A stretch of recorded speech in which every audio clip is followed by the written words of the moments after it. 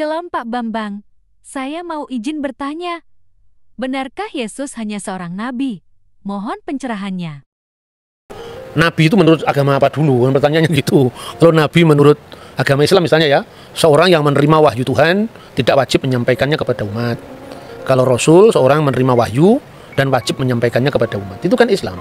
Di dalam Kristen, nabi itu berkaitan dengan kata pengkabar atau haroeh, pelihat. Jadi nabi itu sesuatu yang memiliki nubuat untuk masa depan yang belum terjadi. Makanya disebut dalam bahasa Yunani prophetes. Jadi dalam iman Yahudi dan iman Kristen definisinya beda. Nah, makanya Yesus itu hanya nabi. Kenapa disebut Tuhan? Pertanyaan harus diurai dulu makna nabi itu apa, ya toh? Tidak boleh kita kemudian memaksakan definisi kita kepada orang lain. Nah, ketika saudara muslim mengatakan bahwa Isa itu Rasulullah, Musa itu Rasulullah, tiba-tiba lihat Paulus Rasul, ini Rasul palsu ini. Istilahnya sama tapi pemaknaannya beda. Dalam ajaran Yahudi dan Kristen itu Musa tidak pernah disebut Rasul, tetapi Nabi. Gitu. Abraham disebut Nabi, tetapi tidak pernah disebut Rasul. Rasul itu bahasa Ibrani saliyah, bahasa Aramnya salihah, artinya utusan, kongregasi. Dan Yesus disebut Rasul juga dalam Ibrani pasal 3 ayat 1, tapi maknanya Rasul di situ adalah utusan Tuhan dalam sakramen penebusan dosa. Seperti imam besar dulu adalah utusan Tuhan yang mewakili 12 suku Israel. Diasisteni oleh 70 tua-tua kan itu kan. Maka pola ini persis diteruskan oleh perjanjian baru. Yesus adalah imam besar perjanjian baru, makanya dia disebut Rasul, mewakili 12 suku, sekarang dirohanikan. 12 suku itu sekarang adalah gereja, ya. 70 murid, tapi bilangannya tetap sama, ada imam besar, ada 12 murid, ada 70 murid. Itu kan gambaran Yudaisme tentang imam besar yang menjadi utusan mewakili 12 suku, biasanya imam Lewi kan. Kemudian ada 70 tua-tua, ya, itu yang tercatat di sana. Itu jadi Yesus itu nabi juga. Tapi nabi dalam makna yang berbeda dengan nabi Islam gitu loh. Dan nabi tidak dipertentangkan dengan ketuhanannya. Karena jabatan imam besar itu ada jabatan Mesias atau sang Mesias itu imam, nabi, raja. Ini. Jadi Mesias itu raja, Mesias itu nabi, Mesias itu imam, itu dalam iman kita. Kalau soal Tuhan, kita kalau menyanyi di gereja-gereja karismatik, gereja-gereja Pentakosta itu kan Yesus Tuhan dan Allah kami itu kan. Jadi dalam hal ini Yesus adalah God sekaligus Lord. Saksi Yehova percaya Yesus itu Lord, Tuhan, tapi nggak percaya Yesus itu God. Karena apa? Dia masih rancu dalam memahami Yohanes pasal 1 ayat 1. Jadi Yesus disebut Allah itu bukan kemanusiaannya itu adalah Allah, tidak, tapi praeksistensi. Sebelum firman menjadi daging, firman itu sudah ada dan firman itu adalah Allah. Jadi dalam wujud ilahinya, dalam kodrat ilahinya, firman itu adalah Allah. Kemanusiaannya tentu baru ada, telah dilahirkan Bunda Maria kan. Nah, dalam tugas kemesiasannya itu, maka Yesus disebut Tuhan. Tuhan itu Lord. Dari mana teksnya? Kalau kita membaca misalnya di dalam Injil Markus ya, pasal 12 ayat 29 dan seterusnya, itu jelas ketika Yesus ditanya hukum apa yang paling utama dari segala hukum yang ada. Misvah Harishona. Itu yang pertama, Shema Yisrael Adonai Elohenu Adonai Echad. Shema Yisrael Adonai Elohenu Adonai Echad. Dengarkanlah wahai Israel, Tuhan Allah kita, Tuhan itu esa. Itu yang menunjuk kepada Godhead, keilahian, divine of Jesus Christ. Tapi kalau kita membaca ayat-ayat selanjutnya misalnya di dalam pasal 12 mulai dari ayat 30 berapa ini? 37 38 ya. Pada suatu kali ketika Yesus mengajar di Bait Allah, ia berkata, bagaimana ahli-ahli Taurat dapat mengatakan bahwa Mesias adalah anak Daud? Daud sendiri oleh pimpinan Roh Kudus berkata, Tuhan telah berfirman kepada Tuanku, duduklah di sebelah kananku sampai musuh-musuhmu kutaruh di bawah kakimu. Daud sendiri menyebut dia tuannya. Bagaimana mungkin ia anaknya pula? Orang yang besar jumlahnya mendengarkan dia dengan penuh minat. Jadi Yesus itu anak Daud, betul, secara daging. Makanya Injil Matius diawali dari inilah silsilah Yesus Kristus, the book generation, ya, Sefer Toledot Yesua HaMasiah.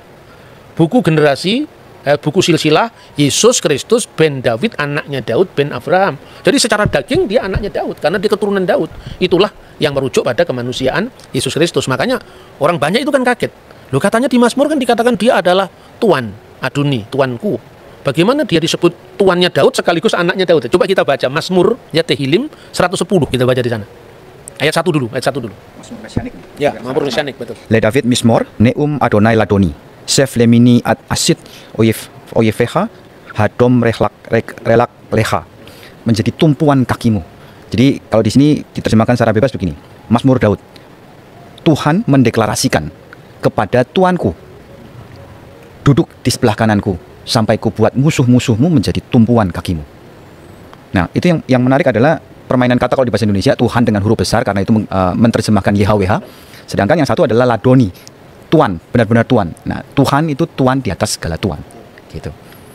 Nah, yang menarik di sini yang ayat keempat kali ya, Pak. Ini tentang keimaman. Niswa Adonai, velo yinachem, ata kohen leolam, al dibati Malkisedek. Jadi Tuhan bersumpah dan dia tidak menyesal. Engkau adalah imam. Imam tapi menurut apa? Imam yang kekal menurut perkataan Melkisedek. Nah, itu keimamannya Yesus, bukan imam berarti dalam dia harus keturunan Lewi, bukan. Tapi dia adalah imam menurut Melkisedek. Makanya tadi disebut ada 3 matra atau 3 aspek dalam gelar Mesias, yaitu raja pertama ya. Makanya disebutkan di situ firman Tuhan, Neum Hashem Ladoni, kepada tuanku. Nah, dalam bahasa Indonesia tadi betul dikatakan Mas Edward bahwa kalau Anda membaca bukunya Muhammad Yamin, Kamus Melayu abad 18-19 itu tuan segala tuan, itu Tuhan. Jadi huruf H di sini menekankan ketuanan di atas ketuanan. Jadi penguasa segala penguasa. Dalam makna ini Yesus disebut Tuhan. Duduklah kamu di sebelah kananku. Apa konteksnya? Bukan berarti ada 2 kursi, terus Allah di sebelah kiri, Yesus di sebelah kanan, bukan seperti itu. Itu artinya apa? Ruang Maha Kudus, tempat Sekinah ilahi, artinya kehadiran ilahi, itu sebelah kanannya adalah istana Daud.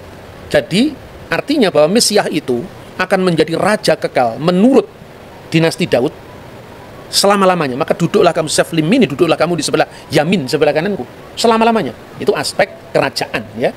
Pada saat orang Majus membawa persembahan itu ada 3. Emas, kemenyan, mur. Emas itu kerajaan, menyimpulkan tentang raja.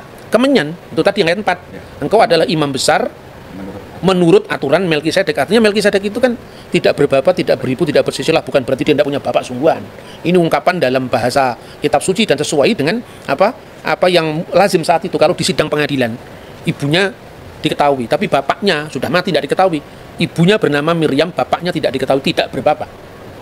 Ya, apater, bukan artinya dia lahir dari batu, bukan seperti itu. Itu konteksnya ungkapan-ungkapan seperti ini kalau orang awam kan sulit ya. Makanya kalau tidak paham membaca Alkitab dalam bahasa bahasa terjemahan letterlock, seperti yang misalnya terjemahan baru, silahkan membaca Alkitab bahasa Indonesia masa kini, yaitu namanya terjemahan dynamic equivalent translation. Jadi diterjemahkan sesuai dengan maknanya, bukan bentuk bahasanya. Itu menarik. Jadi yang pertama raja, yang kedua imam, lambangnya adalah kemenyan, dan mur itu lambang penderitaan. Sekaligus juga bahan wangi-wangian kan mur itu.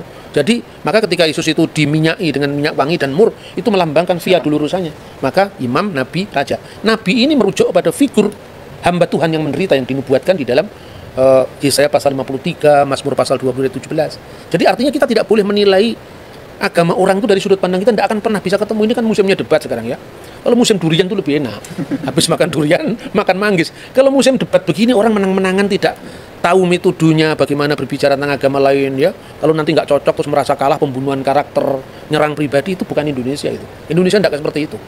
Jauh sebelum bangsa lain itu punya kesadaran tentang multikulturalisme, kita sudah punya Bhinneka Tunggal Ika. Jadi kira-kira Oke Pak Bambang, penjelasan Anda sangat mencerahkan dan menguatkan iman kami. Terima kasih, Tuhan Yesus memberkati.